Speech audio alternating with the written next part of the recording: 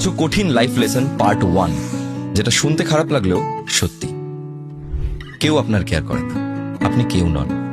হতে পারে আপনার জীবনে অনেক কষ্ট আছে, মাথায় রাখবেন আপনি যাকে আপনার কষ্ট বলছেন তার জীবনেও এক গাদা সমস্যা আছে। এখন ফেসবুকের যুগ, দেখবেন আমরা শুধুমাত্র ভিডিওস দেখি, কার জীবনে কি চলছে, কার জীবনটা কতটা সুন্দর, তাকে দেখে একটু হিংসা হয়। কারোর জীবনটা একটু যদি খারাপ হয়ে যায় ভালো থেকে, তাকে দেখে বেশ ভালো লাগে মাঝে মাঝে। যাক, যতটা উঠছিল অতটা উঠতে পারলো না।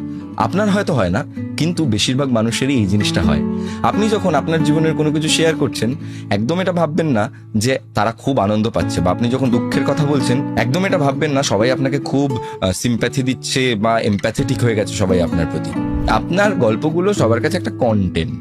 মানুষ এক সময় ভুলে যায় তারা নিজের জীবনের সমস্যা নিয়ে রয়েছে।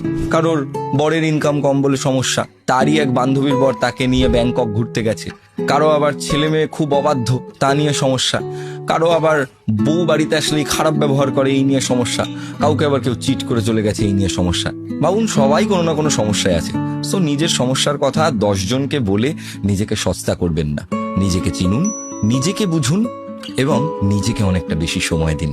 কোনো কারণ ছাড়াই একাধিক মানুষের থেকে সিম্প্যাথি নিয়ে নিজের জীবনটাকে কাটিয়ে দেওয়ার কোনো মানেই হয় না। কি এটা একটা কঠিন লাইফ লেসন ছিল তো, যা শুনতে খারাপ লাগলেও সত্যি। ভালো লাগলে শেয়ার